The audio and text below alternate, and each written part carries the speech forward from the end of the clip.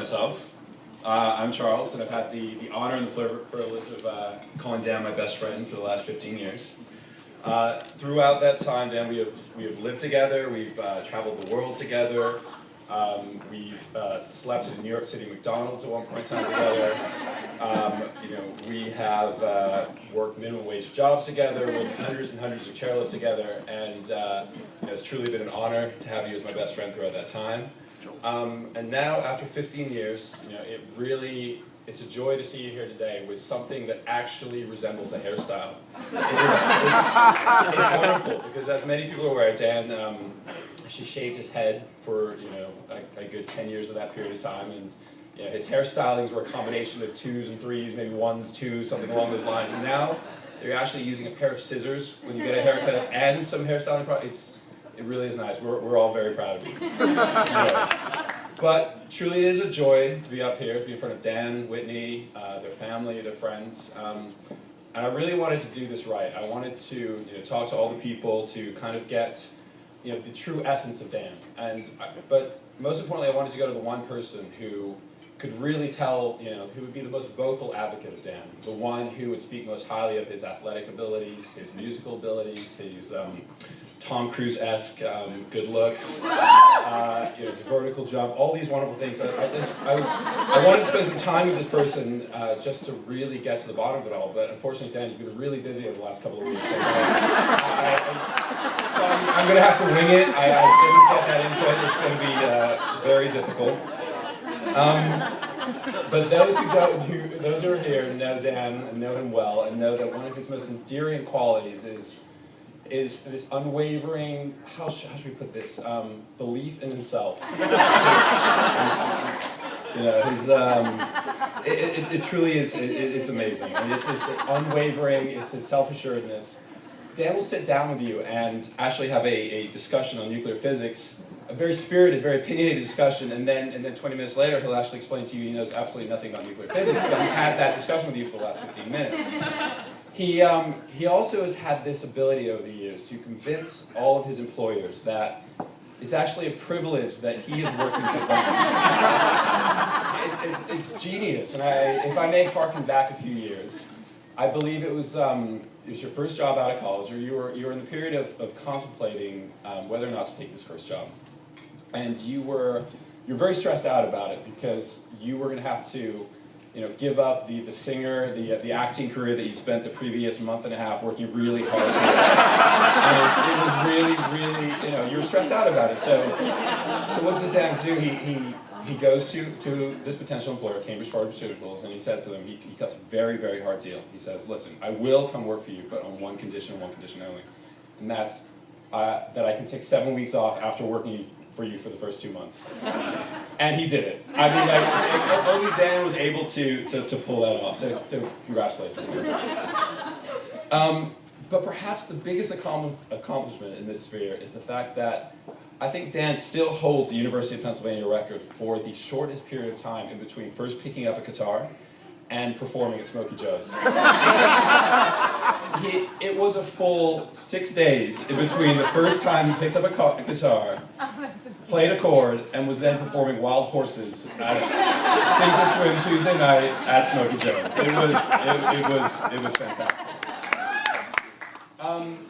So I think at this point in time we actually have to sort of direct our attention to Bob and Susan, because I think we have you guys to actually hold accountable for this. I mean, at some point in Dan's life, couldn't you have just been a little bit more discouraging? I mean, this sort of unconditional support that you're always giving. At one point in time, couldn't you have said just maybe a more, I don't know, discouraging sort of nod, shake of your head, something along those lines. Like, listen, Dan, you've just hit the last 3 batters in your Little League game. Maybe a different sport. Maybe swimming might be better for you, something along those lines. But no, it was continually undying, unconditional support for Dan, which, on the other hand, does have a silver lining, because if it wasn't for that support, the world may never have the ability to see the joy of peace.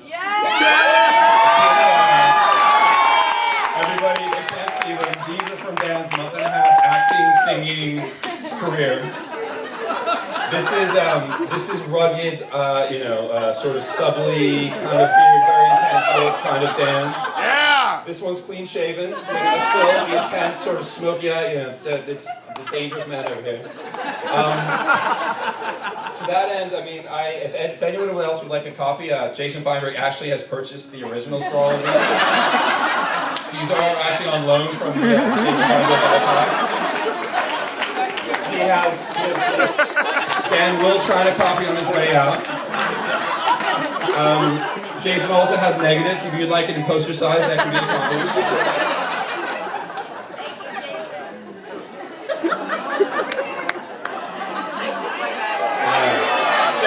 Thank you very much.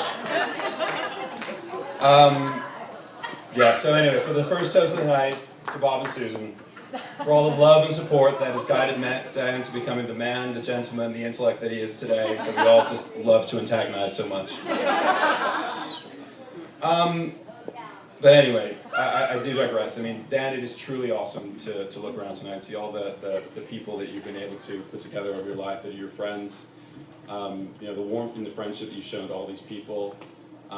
It truly is awe-inspiring. And I'm sure they would all echo sort of the same sentiment to say that they all appreciate that which you bring to their lives, but unfortunately you generally beat them to the punch by telling them all the wonderful things that you bring to their lives.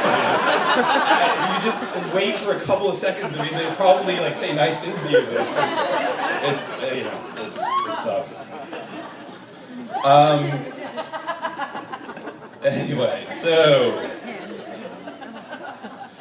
on to more important things, Whitney. Yeah. As I have got to know you over the past few years, there are a couple of things that, among many, that really jump out of your second. The first thing is that you are simply better than Dan at a lot. And, I mean, it is consistent with all great happiness that is going on. We thoroughly go. I remember back a few years ago, we all went on vacation together from Bali for years. We all decided to go out surfing.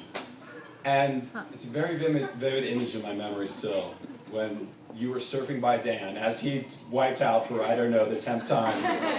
It touched me. But truly, it was the pointing at him and laughing as you were doing it that I truly, really enjoyed.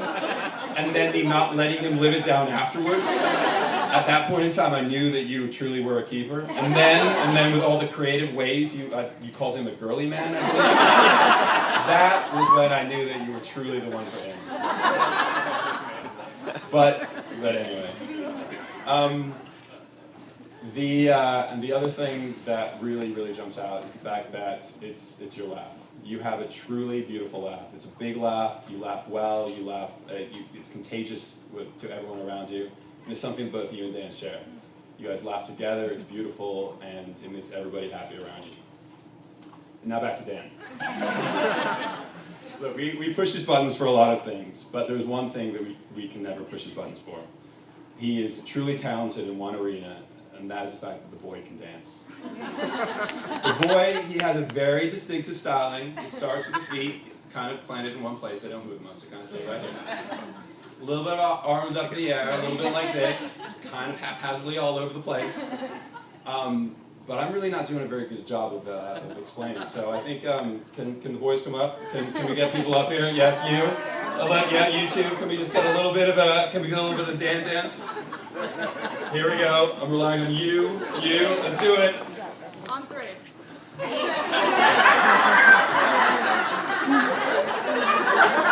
Feet planted, keep the feet where they are, keep the feet where they are. The arms up. There we go. Beautiful. Very good.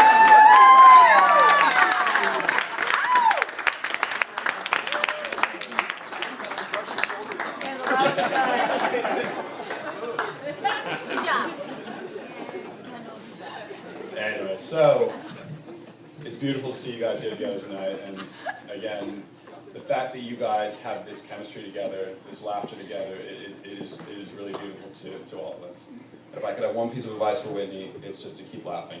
Through all the Danisms that we know and love, please just keep laughing. Like the fact that the guy refuses to buy an automatic car for you, even though you guys live in the hilliest city in America, simply because he believes the fact that people who drive automatics or people who drive stick shifts are better people than the people who drive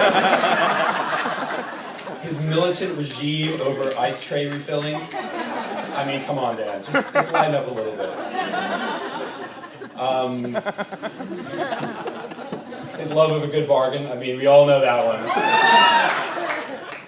And his Tourette's-like a cappella percussing that sort of spontaneously outbursts from everywhere at all times.